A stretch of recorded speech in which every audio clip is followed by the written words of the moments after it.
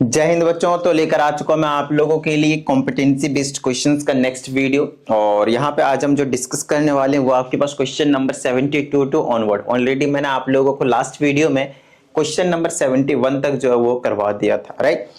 चलिए तो बात करते हैं हम क्वेश्चन नंबर 72 की। इसमें सबसे पहले हमारे पास कुछ इन्फॉर्मेशन दिया, देखिए क्या कहते हैं। Ratio of radius and height of a solid metallic right circular cylinder. क्या बात है। तो एक सिलेंडर है, फटाफट हम बना लेते हैं। कहता है इस सिलेंडर का जो रेडियस है, रेडियस वो मान लेते हैं थोड़ी देर के लिए r है, और हाइट है उसे मान लेते हैं h है। कहते हैं इन दोनों का जो रेशियो है it means r upon h that is equal to 7/27, right. देख लीजिए 7/27, 7 रेशियो 27 का क्या मतलब है आपके पास 7/27। ओके चलिए इसको भी यहीं रहने दीजिए। अब आगे क्या आता है, this is melted and made into A cone of diameter this and slant height 25 centimetre. तो कहता है इसको हमने क्या करा, मेल्ट कर दिया। बड़ा ही बेसिक सा क्वेश्चन दिया आपको ये। इसको हमने क्या किया, मेल्ट कर दिया, और यहाँ पे हमने एक कोन बना दिया। इस तरीके का एक हमने क्या करा, कोन बना दिया, राइट। जिसकी कहा जाता है कि जो डायमीटर है वो 14 है। हमें तो रेडियस का काम होता है, तो यहाँ से यहाँ तक मैं 7 सेंटीमीटर लिख लेता हूँ हाफ करके, ठीक है, क्योंकि हमें क्या काम होता है, रेडियस का। साथ ही हमसे कहा जाता है इसका जो स्लांट हाइट है वो है आपके पास 25 सेंटीमीटर। ये रहा आपके पास 25 सेंटीमीटर इसकी स्लांट हाइट, ठीक है ना, एल जिसको कहते थे। ओके अब हमसे कहा जाता है find the height of the, पहला है आपके पास कोन। तो कोन के लिए इनकी कोई जरूरत नहीं है, आप यहीं से निकाल सकते हैं कोन की हाइट, अगर आप पाइथागोरस भी लगा दें तो भी। Otherwise you know the relation, l square किसके इक्वल होता था, r square plus h square के। यहां से आपको ये जो एच है वो आपको निकालना है हाइट। तो 25/7 पाइथागोरस यहां से निकाल लेंगे तो आपके पास ये आ जाएगा 24 सेंटीमीटर, सॉरी। तो कोन की जो हाइट है वो 24 सेंटीमीटर हो गया। सिर्फ आपको ये अप्लाई करना है यहाँ पे, radius is 7, L is 25, slant height, तो एच यहां से निकाल लेना और कुछ नहीं। ये बेसिक सा क्वेश्चन आप लोगों को ऑलरेडी किया हुआ, राइट। ओके नेक्स्ट आपके पास मेन चीज है ये वाला, हाइट ऑफ द, किसका बोला, कोन का हमने निकाल दिया, दूसरा बोला सिलेंडर का। अब हाइट ऑफ सिलेंडर कैसे निकाली जाएगी, ध्यान समझिएगा। क्योंकि यहाँ पे जो कंसेप्ट लगाया गया है वो ये लगाया गया है कि सिलेंडर को हमने मेल्ट किया और उसे हमने कन्वर्ट कर दिया एक कोन में, उसका हमें रेडियस और स्लैंट हाइट वगैरह हाइट भी हमने निकाल दिया। अब हमसे कहा जाता है इसकी वाली हाइट निकालो। तो जब भी कभी भी मेल्ट करने वाला जो क्वेश्चन आता है उसमें आपको हमेशा एक ही चीज का ध्यान रखना है कि जिस भी शेप को मेल्ट किया गया और जिस भी शेप में कन्वर्ट किया गया है दोनों का वॉल्यूम हमेशा क्या रहता है आपके पास, equal. It means volume of cylinder will be equal to volume of cone. बताइए हाँ या नहीं, वॉल्यूम ऑफ कोन। लो भाई हो गया क्वेश्चन। तो वॉल्यूम ऑफ सिलेंडर का फॉर्मूला रहता है आपके पास पाई आर स्क्वायर एच, और इसका रहता है आपके पास 1/3 पाई आर स्क्वायर एच। ओके 1 1 और 2 2 कर देता हूं, चलो ये चीज आपके पास, ठीक है ना, 1 1 एंड 2 2 कर देता हूं। तो इसको भी आप 1 और 1 रखेंगे क्योंकि रेडियस इसका और हाइट इसी का ही था, R1 H1, ठीक है ना, ये चीज है आपके पास, ठीक है। तो पाई से पाई को तो आप वैसे ही कैंसिल कर सकते हैं, इसमें तो कोई दिक्कत वाली बात है नहीं आपके लिए। अब मेन चीज आपके पास आगे का काम क्या करें, R1 और H1 के बीच में आपको रिश्ता यहां से पहले से ही मालूम है, आप देख सकते हैं। तो आपको क्या करना है, जो चाहिए उसी के फॉर्म में इसको ला दो भाई। क्या चाहिए हमें, हाइट चाहिए, तो यहां से R1 की वैल्यू निकाल लो और यहां पुट कर देंगे तो हाइट के टर्म्स में आ जाएगा, राइट। तो R1 की वैल्यू निकालूंगा तो ये H इधर चला जाएगा, तो H1 यहां कर दिया मैंने, और इसको गायब करो यहां से। तो R1 की जगह आप लिख सकते हो 7/27 टाइम्स H1, राइट। तो ये जो R1 है उसकी जगह लिख दो आप 7/27 टाइम्स H1, ठीक है ना।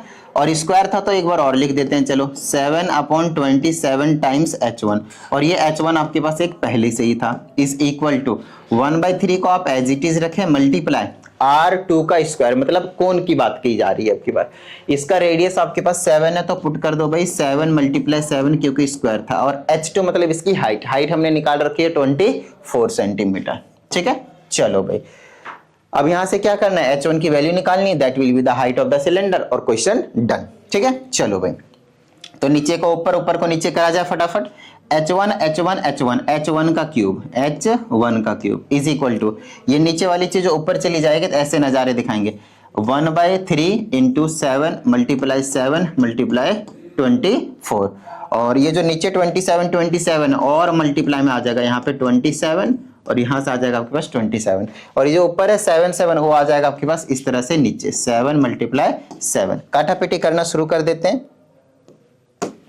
तो यहाँ से 7 से 7 चला जाएगा, यहाँ पे भी 7 से 7 चला जाएगा और ये 3 से इसको काट दो, इसको काट देता हूँ चलो 8 बार में, ठीक है।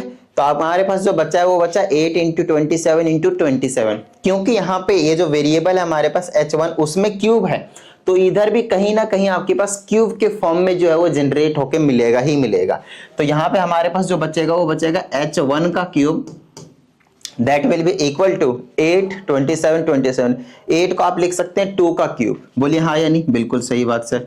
27 को 3 का क्यूब, फिर से 27 को 3 का क्यूब, ठीक है। अब इसको आप ऐसे लिख सकते हैं h1 का cube will be equal to 2 × 3 × 3 और पूरे का क्यूब। लो भाई ये जो पावर सेम है आपके पास, जो बेस होने वाला है वो भी सेम होगा, 2 3 जा 6 3 जा 18, तो 18 सेंटीमीटर आपके पास हाइट निकल कर आ गई किसकी, सिलेंडर की। लो भाई क्वेश्चन हो गया, क्वेश्चन आपके पास हो गया क्वेश्चन नंबर 72। आइए बात करते हैं हम क्वेश्चन नंबर 73 की, ठीक है। ये आपके पास ट्रिग्नोमेट्री से है और इसमें इंफॉर्मेशन कुछ इस तरह से दिया है कि एन इंक्लाइंड प्लेन AC, ये रहा आपके पास A से लेकर C तक, is prepared with its base AB, ये आप देख सकते हैं, जिसमें कहा था which is √3 times it's vertical height BC, ये BC हाइट है उसका √3 टाइम्स है कौन, ये जो AB बेस है वो। तो इसको अगर मैं x मानता हूं तो ये जो बेस है वो हो जाएगा √3 टाइम्स x। आई ना बात समझ में, ये जो बेस है वो हो जाएगा आपके पास √3 टाइम्स x। ओके, अब हमसे कहा जाता है the length of the inclined plane is 15 metre. ये जो इंक्लाइंड प्लेन है AC, इसकी जो लेंथ है वो आपके पास 15 मीटर है। इसका डायग्राम आपके पास यहाँ पे इस तरीके से बिल्कुल साफ सुथरा बनाकर दिया गया है, इनका कोई काम नहीं है, तो ये आपको कंफ्यूज करने के लिए दिया गया है। अब हमसे कहता है find the value of theta, that's fine. अगर हमें दो साइड पता है तो थीटा निकालना क्या आसान, मतलब क्या मुश्किल वाले काम है भाई, आसान हो गया ये तो आपको पता है परपेंडिकुलर अपॉन बेस क्या होता है, ये रहा परपेंडिकुलर और ये रहा आपके पास बेस, तो परपेंडिकुलर अपॉन बेस होता है tan थीटा, तो यहाँ पे मैं लिख दूंगा tan थीटा, ठीक है। ये इससे ये कैंसिल हो गया, बच गया हमारे पास 1/√3 is equal to tan theta, और ये जो 1/√3 है वो tan के टर्म्स में कितनी वैल्यू होती है आपके पास, tan 30 degree. So you can write it like tan 30 degree that will be equal to tan theta, because दोनों साइड आपके पास 10 है, तो आप यहाँ पे एंगल को कंपेयर करेंगे और बोलेंगे कि जो थीटा है वो आपके पास 30 डिग्री निकल कर आ गया। हो गया क्वेश्चन। तो यहाँ पे ये जो थीटा है उसको आप लिख दीजिए अब 30 डिग्री बिंदास। अब और ये वाला आपके पास x था और ये वाला आपके पास √3 टाइम्स x था। अब दूसरे पार्ट में क्या कहा जाता है वो देखिए, इसमें क्या था, length of its base AB in nearest metre, तो मतलब राउंड ऑफ करने की जरूरत पड़ेगी नियरेस्ट मीटर में, मतलब कहीं ना कहीं पक्का यहाँ पे आपके पास जो आंसर आएगा वो डेसिमल में आने वाला है, तो उसको राउंड ऑफ करके आप नियरेस्ट मीटर में कर देंगे, मतलब डेसिमल में नहीं छोड़ेंगे, ठीक है। खैर लेंथ ऑफ इट्स बेस बोला है आपके पास, ये वाली चीज निकालनी बेस, तो बेस तो √3 टाइम्स x है, लेकिन जब तक x नहीं पता चलेगा तब तक आपको पता ही नहीं चलेगा कि कितना है आपके पास ये, राइट। तो चलिए खैर वो देख लेंगे। तो ऐसा करिए पहले आप x की वैल्यू निकालिए, x की वैल्यू अगर मिल गई ना तो उसको आप यहां लाकर पटक दीजिए, जैसे x की वैल्यू मिल गई यहां पे लाकर पटक दीजिए, आपका जो आंसर है वो तैयार। चलो आपको मैं समझाता हूं। तो ये कितना आ जाएगा मेरे पास, √3 टाइम्स x, ठीक है ना, √3 टाइम्स x डिवाइडेड बाय, में ये ले लिया मैंने बेस और ये ले लिया मैंने हाइपोटेनियस 15, तो base upon hypotenuse is nothing but cos, so cos 30 degree ले लेता हूं मैं, cos 30 डिग्री वैल्यूज को पुट कर देते हैं, ये हो जाएगा √3 times x divided by 15 and this will be equal to cos 30 degree. cos 30 degree value होती है आपके पास √3/2, कितनी होती है आपके पास, √3/2। चलो भाई इससे इसको कैंसिल कर देते हैं और इधर उधर कर देते हैं, तो ये हो जाएगा मेरे पास 2x that will be equal to 15, और यहाँ से x की वैल्यू निकालेंगे तो आ जाएगा मेरे पास 15 divided by 2 which will be 7.5 metre. तो ये जो x की वैल्यू आई है हमारे पास वो कितनी आ गई आपके पास, 7.5 मीटर। तो length of its base AB, इसकी लेंथ पूछ रखी थी आपसे, इसकी लेंथ पूछ रखी थी, ठीक है ना। तो चलो हमने अभी जो निकाला वो x की वैल्यू है, वो हमारा आंसर नहीं है, ध्यान से।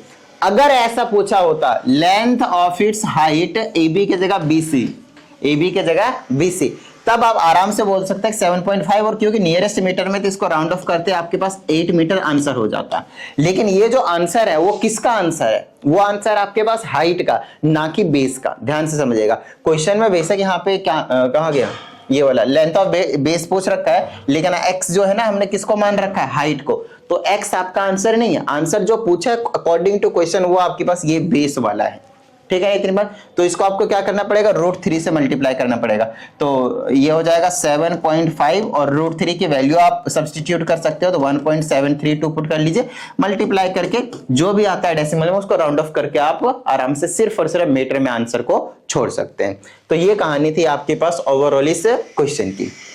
आई होप आप लोगों को समझ में आ गया होगा। ठीक है, चलिए आइए अगले क्वेश्चन की बात करते हैं। Question number 74, again it is from trigonometry. वो एप्लीकेशन से था वैसे तो, ठीक है ना, और अब हमारे पास यहाँ पे ट्रिग्नोमेट्री से, वो हाइट एंड डिस्टेंस से था, और ये सिंपल आपके पास प्रूविंग वाला क्वेश्चन है ट्रिग्नोमेट्री से। इसमें tan cos -1 है, और ये इस तरीके से है। देखिए सबसे पहले देखिए यहाँ पे tan स्क्वायर थीटा, इधर भी tan स्क्वायर थीटा चाहिए। दूसरी चीज यहाँ पे cos स्क्वायर थीटा -1 है, लेकिन यहाँ क्या चाहिए आपके पास? sin square theta. तो आप लोगों को पता है कि sin स्क्वायर थीटा किसके इक्वल होता है? साइन स्क्वायर थीटा आपके पास 1 माइनस कॉस स्क्वायर थीटा के इक्वल होता है ना। तो आप क्या कीजिए, साइन चाहिए ना, तो आप ऐसा कीजिए, इस tan स्क्वायर थीटा को एज छोड़िए, इन दोनों में से ना माइनस साइन एक बार आप कॉमन लीजिए। मैं आपको समझाता हूँ। माइनस जैसे मैंने कॉमन लिया तो ये 1 जो है ना प्लस का बन जाएगा, और ये जो कॉस है ना वो माइनस का बन जाएगा। और हमें पता है कि भाई ये जो 1 माइनस कॉस स्क्वायर थीटा होता है वो आपके पास साइन स्क्वायर थीटा के इक्वल होता है। अब इसको क्या कीजिए, क्योंकि हमें इनटू में चाहिए, तो आप क्या करेंगे, इसको साइन या कॉस में चेंज कर दीजिए। ये हो जाएगा sine square theta divided by में कॉस स्क्वायर थीटा माइनस ये साइन स्क्वायर थीटा को आप एज इट इज छोड़ दीजिए, डिवाइडेड बाय में 1 लीजिए और एलसीएम ले लीजिए। तो ये आ जाएगा आपके पास कॉस स्क्वायर थीटा, ये गायब हो गया, 1 बचा, ऊपर बच गया साइन स्क्वायर थीटा, बीच में माइनस। ये यहाँ पे आ जाएगा cos स्क्वायर थीटा, ऊपर से मल्टीप्लाई करेंगे तो ऊपर आ जाएगा आपके पास sin square theta into cos square theta. ये माइनस में है, ये माइनस में है, और ये इंटू में है, और ये दोनों इक्वल है। वही हमें प्रूव करना है कि कैसे इक्वल है। अब इन दोनों में से ना sin स्क्वायर थीटा कॉमन ले लीजिए। जैसे आपने sin स्क्वायर थीटा कॉमन लिया, यहाँ पे बच जाएगा आपके पास 1 माइनस का, यहाँ बच जाएगा आपके पास cos स्क्वायर थीटा, और डिवाइडेड बाय में क्या बचा आपके पास? cos square theta. ठीक है ना, cos स्क्वायर थीटा। ओके, अब ध्यान समझिएगा, ये जो sin स्क्वायर थीटा और cos स्क्वायर थीटा वो तो बना लेगा आपके पास tan स्क्वायर थीटा, और इंटू में आ गया ना, इंटू में 1 माइनस cos स्क्वायर थीटा क्या आपके पास? sin square theta. देखिए यही चीज आपको प्रूफ करनी थी ना। ठीक है ना, ये थोड़ा सा लिटिल बिट अलग कंसेप्ट पे, ऐसा क्वेश्चन हमने आपको एक्सरसाइज में नहीं करवाया हुआ है कि भाई, हाँ नहीं ऐसा करवाया मुझे याद है कि डॉट से आपके पास प्लस माइनस से डॉट्स में इक्वल होते थे। तो 1-2 क्वेश्चन ऐसा हमने आपको एक्सरसाइज में भी करवाया हुआ है। ठीक है ना, चलिए नेक्स्ट है आपके पास ये वाला क्वेश्चन। ये आपके पास स्टैटिस्टिक्स से है, और क्वेश्चन नंबर 75 है। इसमें देखिए हमसे क्या क्या कहा जा रहा है। शेयर क्लियर है, चलो ओके। इसमें आपको एक ग्राफ दिया हुआ है, और क्या इसमें कहा जाता है कि the class marks and frequency of the data is given in graph के फॉर्म में आपको क्लास इंटरवल भी दिया है और फ्रीक्वेंसी भी।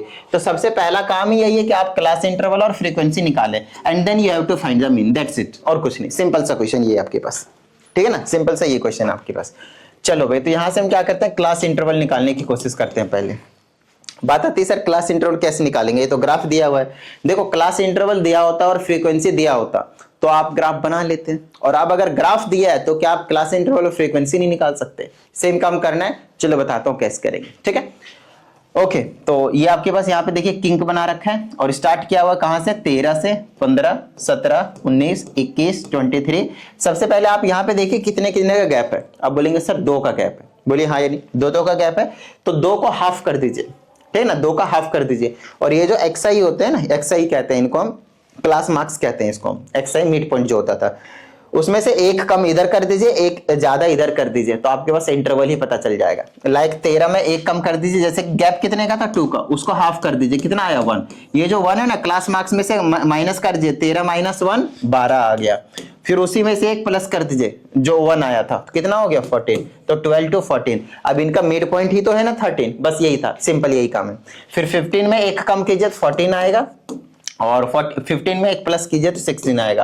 तो 12 से 14, 14 से 16, 16 से 18, 18 से 20, ऐसे करके आपके पास चलता रहेगा। अब बोलेगा सर कहाँ पे रुकेंगे, ये हमें कैसे पता चलेगा, वो यहाँ पे बता देगा। 23 है ना, तो 24 to 26 में आप 24 और 22 और 24 के बीच में रुक जाएंगे तो काम बन जाएगा 20, फिर ये आ जाएगा 20 से 22, फिर आ जाएगा 22 से 24, बस इतना ही, क्योंकि इसी के बीच का इंटरवल आपके पास 23 है, यहीं तक रुक जाओ। अब इनके फ्रीक्वेंसीज आपको देखने पड़ेंगे एक बार। फ्रीक्वेंसीज क्या है, यहाँ पे ग्राफ से निकालने पड़ेंगे। लाइक पहला 12 से 14 मतलब 13 वाला ढूंढना है। 13 की फ्रीक्वेंसी कितनी, ये देखिए ये वाला पॉइंट मार्क किया गया, कितना, ये 8 है, तो यहाँ पे आप लिखेंगे 8, ये फ्रीक्वेंसी पता चल गई। ठीक है, नेक्स्ट अगली है 15 वाले का ये रहा, ये कितना है 2 है, तो यहाँ पे आप लिखेंगे 2। फिर कितना है 17 वाले का कितना है 3 है, तो यहाँ पे आप लिखेंगे 3। फिर 19 वाले का कितना है ये वाला 4, तो यहाँ पे आप लिखेंगे 4। फिर क्या 5, फिर 6, तो वही चीज है 5 फिर 6, ये कहानी हो गई। देखो क्लास इंटरवल भी आपने निकाल दिया और आपने फ्रीक्वेंसी भी निकाल दिया। और सही बताऊं तो क्लास इंटरवल और फ्रीक्वेंसी अगर आपको मालूम है तो क्या आप इसका मीन नहीं निकाल सकते हैं? आइदर आप यूज कर सकते हैं डायरेक्ट मेथड, या फिर आप यूज कर सकते हैं अज्यूम्ड मीन मेथड, जिसको हम शॉर्टकट मेथड भी कहते थे। नहीं तो आपके पास स्टेप डेविएशन मेथड तो है ही, सिंपल। आप कोई सा भी इनमें से लगा दें, आपका जो काम है वो बन जाने वाला है। आई ना बात समझ में?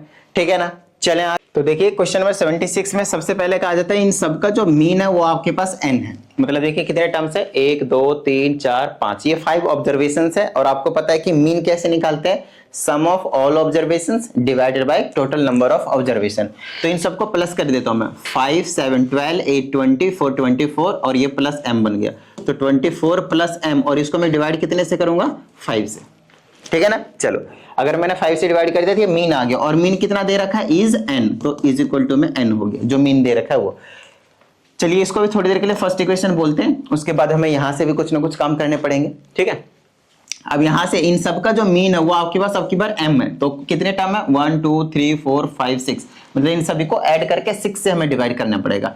तो 7 5 12 8 20 4 24, 24 और m और n दोनों है, तो ये हो जाएगा 24 plus m plus n divided by 6, ये मीन आ गया। और अब की बार हमें जो मीन दे रखा है वो आपके पास m है। बस इन दोनों इक्वेशन से अपने को क्या करना है, इधर उधर करके m और n की वैल्यू निकालनी है, वो आपकी मर्जी, कैसे भी सॉल्व कर सकते हैं। खैर देखिए यहां से मैं क्या कर सकता हूं, इसको मैं क्रॉस मल्टीप्लाई कर दूंगा, हो जाएगा 24 plus m plus n is equal to 6m। ये जो m है उधर भेज देता हूं, तो मेरे पास आ जाएगा 24 plus n is equal to 6m minus m, तो 5m लिख दूं डायरेक्ट, कोई दिक्कत नहीं। ठीक है, यहां से n की वैल्यू निकाल लो, तो n की वैल्यू निकालेंगे तो आ जाएगा 5m माइनस 24। ठीक है, और यहां से भी n की वैल्यू पहले से निकला हुआ है, तो दोनों को मैं क्या करता हूं, इक्वेट कर देता हूं, इक्वल में रख देता हूं। तो ये हो जाएगा मेरे पास 24 plus m divided by 5, that will be equal to, यहां पे देख लो भाई क्या है 5m माइनस 24। बस क्रॉस मल्टीप्लाई करना, m की वैल्यू मिल जाएगी, किसी भी इक्वेशन में पुट करेंगे हमें n की वैल्यू मिल जाएगी। तो यहां से मैं क्या कर सकता हूं, 24 प्लस m क्रॉस मल्टीप्लाई कर देता हूं, तो ये आ जाएगा 24 plus m that will be equal to 25m minus 24 पचे 120, 120। ठीक है, चलो इधर उधर कर दो, 120 इधर ले आता हूं, और 24 में प्लस हो जाएगा 120 इज इक्वल टू, ये उधर चला जाएगा माइनस, तो 25m में माइनस हो जाएगा m। ठीक है ना, ये बना लेगा 144, और इज इक्वल टू इधर बच गया 24m। m की वैल्यू निकालूंगा तो 24 इधर आएगा डिवाइड में, और 144 को अगर आप 24 से डिवाइड करते हैं तो m की वैल्यू कितनी आ गई आपके पास 6। लो भाई 24 5 120 और 24 6 144, तो 144 कट गया 24 से 6 टाइम्स से, तो m की वैल्यू आ गई 6। अब n की वैल्यू निकालनी है, पुट कर, तो 24 और 6 कितना हो गया 30, 30 बटे में 5 काट दो, कितना हुआ 6, तो n की वैल्यू भी कितनी आ गई 6। तो m की वैल्यू भी 6 है और n की भी वैल्यू आपके पास कितनी है 6 है। आई बात समझ में? This was your question number 76। अगर आप लोगों को कुछ डाउट आता है तो आप भेज दें 7428525669 पे, आपको प्रॉपर वीडियो सॉल्यूशन मिल जाएगा। And if you need personal online class तो उसके लिए भी आप इसी नंबर पे इंक्वायरी कर सकते हैं। ठीक है, चलिए बड़ा ही प्यारा क्वेश्चन आपके पास, क्वेश्चन नंबर 77 प्रोबेबिलिटी से है। और ये देखिए सिंपल प्रोबेबिलिटी नहीं है कि भाई इतने बॉल इसमें है तो इसकी प्रोबेबिलिटी इतनी है, मतलब निकाल दो इसकी प्रोबेबिलिटी, रेड बॉल की ब्लैक बॉल की, ऐसी नहीं है। लेकिन हाँ ऑलमोस्ट वैसे ही है, बट उसमें जो कॉन्सेप्ट लगाया ना बड़ा ही प्यारा कॉन्सेप्ट, तो ध्यान से समझना। प्रोबेबिलिटी के क्वेश्चन भी बहुत सारे ऐसे बच्चे होते हैं उनको लगता है कि चैप्टर इजी है छोड़ देते हैं हटा देते हैं, नहीं, उनके बेस्ड पे भी इस टाइप के क्वेश्चंस की प्रैक्टिस जरूर करके जाना, क्योंकि ऐसे ही आपके बोर्ड में आएंगे। ठीक है, इसमें कहा जाता था probability of selecting A blue marble and a red marble from a bag containing red, blue and green marbles is 1/3 and 1/5 respectively. What does it mean? इसका मतलब ये है कि भाई हमारे पास एक बैग है जिसके अंदर रेड मार्बल है, ब्लू मार्बल है एंड ग्रीन मार्बल है। तो ये हमने रेड ले लिया, ये हमने ब्लू ले लिया और फिर हमने ये ग्रीन ले लिया। ठीक है, ये 3 तरह के मार्बल्स हैं, कंचे। ठीक है ना। अब ये जो रेड वाला है, अब देखिए इसमें कुछ कहा जाता है कि probability of selecting blue marble and red marble, blue marble and red marble is this and this. मतलब प्रोबेबिलिटी ही दे दिया ब्लू एंड रेड का रिस्पेक्टिवली बोला है, तो ब्लू वाला पहले होगा तो ब्लू का ये रहा, तो इसकी प्रोबेबिलिटी 1/3 है। बाद में रेड का बोला तो रेड की प्रोबेबिलिटी 1/5 है। ठीक है, दिन बाद ओके डन। नेक्स्ट, अब हमसे कहा जाता है if the bag contains 14 green marbles. ध्यान समझिएगा, ग्रीन वाले ना टोटल 14 मार्बल्स हैं, बाकी सब के बारे में नहीं बताया कि कितने हैं, उनकी तो प्रोबेबिलिटी ही दे दी है। क्वेश्चन को बहुत अच्छे से समझना है, बड़ा ही प्यारा क्वेश्चन है। अब हमसे कहता है कि find the number of red marbles. तो चलो मान लेते हैं कि ये हमारे पास नहीं पता था तो एक्स मार्बल्स हैं, और ब्लू वाला हम मान लेते हैं कि वाई मार्बल्स हैं। हमें नहीं पता ना भाई कितने थे, तो जो ग्रीन वाले तो 14 है, हमको साफ साफ पता दे ही रखा है हमारे पास। ठीक है, अब मेरे पास ध्यान से सुनिएगा कि भाई ऐसा है, अगर मेरे पास ग्रीन वाला रेड वाला जो है वो एक्स मार्बल है, तो मैं ऐसा कह सकता हूं कि probability of red ball, probability of drawing a red ball that will be equal to red वाले जितने हैं एक्स हैं वो उसे मैं ऊपर रखूंगा और नीचे मैं टोटल रखूंगा। What is total? Actually total होगा x plus y plus 14। Sir ये कैसे पता चला आपको? अरे टोटल नंबर ऑफ बॉल्स कितने हैं? एक्स वाले को हमने रेड वाले को हमने एक्स लिया है, ब्लू वाले को हमने वाई लिया है एंड ग्रीन वाले तो 14 है ही, तो आप नीचे में टोटल रखते हैं तो एक्स प्लस वाई प्लस 14। तो ये जो मैंने प्रोबेबिलिटी ऑफ रेड बॉल निकाला है वो निकाला है, तो probability of red ball we already know it is 1/5, so this value will be equal to 1/5। Next line में आप लोग कीजिएगा 1/5। ठीक है, क्रॉस मल्टीप्लाई कर दीजिए, ये हो जाएगा आपके पास 5x that will be equal to x plus y plus 14। कोई प्रॉब्लम वाली बात नहीं है भाई। ठीक है, चलो ये जो x है इधर ले आओ तो माइनस हो जाएगा, तो 4x that is equal to y plus 14। इसे आप फर्स्ट इक्वेशन बोले और थोड़ी देर के लिए ठहर जाएं। और उसके बाद अब दूसरे वाले का है, अब सेम काम कीजिए ब्लू वाले के साथ। तो ब्लू वाले की प्रोबेबिलिटी निकालूंगा, तो कितने नंबर ऑफ बॉल्स हैं? y है, तो ऊपर आपने रख दिया y और नीचे टोटल वही आएगा x plus y plus 14, x plus y plus 14 and this value will be equal to, किसके इक्वल होगा बताना जरा? ये वाला। इसकी प्रोबेबिलिटी ब्लू की कितनी दे रखी है हमारे पास? 1/3। तो ये हो जाएगा आपके पास 1/3। क्रॉस मल्टीप्लाई कर देते हैं तो ये हो जाएगा मेरे पास 3y that will be equal to x plus y plus 14। ठीक है, चलो y को इधर लेकर आता हूं तो 2y हो जाएगा माइनस होकर, और यहाँ पे x प्लस का 14 बचा। फिर से वही सॉल्व करने वाली कहानी है ना। किसी एक की वैल्यू निकाल लेते हैं, यहां से x की वैल्यू निकालते हैं, यहां से x की वैल्यू निकालेंगे तो y प्लस का 14 रहेगा, है ना, y प्लस का 14 और डिवाइडेड बाय में 4 हो जाएगा। तो फर्स्ट इक्वेशन में इसको बोलता हूं। ठीक है, और यहां से x की वैल्यू निकालेंगे तो क्या निकलेगा मेरे पास? 2y माइनस का 14 इज इक्वल टू x। ये मेरे पास सेकंड इक्वेशन हो गया। देख लीजिए अच्छे से, मैंने क्या किया, दोनों जगह से x की वैल्यू निकाल दी। अब क्योंकि ये दोनों x की वैल्यू, तो मैंने इनको इक्वल रख देना भाई। तो ये हो जाएगा y प्लस 14, ये हो जाएगा y प्लस का 14 divided by 4 that will be equal to this one value 2y minus 14। ठीक है ना, 2y माइनस का 14 क्रॉस मल्टीप्लाई कर देंगे तो ये हो जाएगा y प्लस का 14 and this will be equal to 4 दूनी 8y एंड माइनस 14 चौक 56। इधर उधर कर देते हैं तो ये हो जाएगा 14 प्लस का, ये इधर आ गया प्लस का 56 और ये इधर आ जाएगा तो माइनस का 7y बना लेगा। इसको ऐड करेंगे 70 आ जाएगा 70, और फिर इस 70 को इस 7 से हम डिवाइड कर देंगे तो y की वैल्यू आ गई आपके पास 10। y हमने किसको माना था? ब्लू वाले को। तो ब्लू वाले बॉल्स कितने होंगे आपके पास? 10। ब्लू वाले बॉल्स कितने होंगे आपके पास? 10। बट हमसे क्या पूछा है? Number of red balls. तो हमें x, वो x है तो हमें x भी निकालने की जरूरत पड़ेगी। तो आप किसी भी इक्वेशन में पुट कर सकते हैं। यहाँ पुट कर दे तो चलिए यहाँ पे 10 पुट कर दूंगा, y की जगह 10 और 14 24 डिवाइडेड बाय 4 काट देंगे, कितना आ गया? 6। तो x की वैल्यू कितनी आ गई? 6। It means the number of red balls is 6। आई ना बात समझ में? चलिए दूसरा वाला पार्ट देखते हैं क्या कहता है। Total number of marbles in the bag, मतलब जो हमने ब्लू वाला कैलकुलेट किया वो अभी यहाँ पे हमारे पास काम आ जाएगा। तो ये 6 है और ब्लू वाले 10 है और ये वाले 14 है, तीनों का ऐड कर दो, कितने हो गए? 30। चलो तो 30 हो गया आपके पास टोटल मार्बल्स आंसर। आई ना बात समझ में? और ये था आपके पास क्वेश्चन नंबर 77।